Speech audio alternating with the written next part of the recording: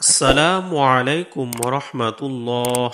সুপ্রিয় দিনী ভাই ও বোনেরা, আজকের ভিডিওতে আপনাদেরকে জানাবো যে কোনো কঠিন কাজকে সহজ করার জন্য আমরা কি দোয়া পড়ব।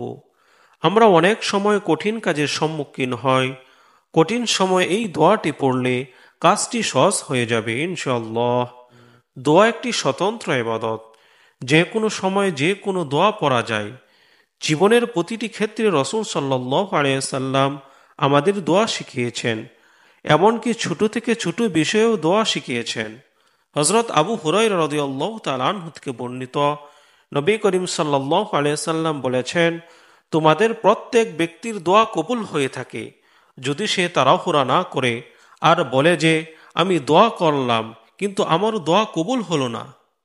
অন্য হাদিসে এসেছে, হযরত জাবের রাদিয়াল্লাহু তাআলা আনহু বলেন, আমি রাসূল সাল্লাল্লাহু আলাইহি সাল্লামকে বলতে শুনেছি, কোনো ব্যক্তি আল্লাহর কাছে কোনো কিছু প্রার্থনা করলে আল্লাহ তাআলা তাকে তা দান করেন, অথবা তদনুযায়ী তার থেকে কোনো অমঙ্গল প্রতিহত করেন, যতক্ষণ না সে কোনো পাপাচারে লিপ্ত হয় বা আত্মীয়তার সম্পর্ক ছিন্ন করার জন্য দোয়া করে। রাসূল সাল্লাল্লাহু আলাইহি সাল্লাম আরও বলেছেন, যদি কেউ চায় যে বিপদের সময় তার দোয়া কবুল হোক, তাহলে সে যেন সুখের দিনগুলোতে বেশি বেশি দোয়া করে। জীবনের প্রতিটি ক্ষেত্রে রাসূল সাল্লাল্লাহু আলাইহি সাল্লাম আমাদের দোয়া শিখিয়েছেন, এমনকি ছোট থেকে ছোট বিষয়েও দোয়া শিখিয়েছেন। কঠিন কাজকে সহজ করার জন্য যে দোয়াটি পড়বেন, আল্লাহুম্মা লা সাহলা ইল্লা মা জাআলতাহু সাহলান ওয়া আনতা তাজআলুল হাজনা সাহলান ইযা শি'তা।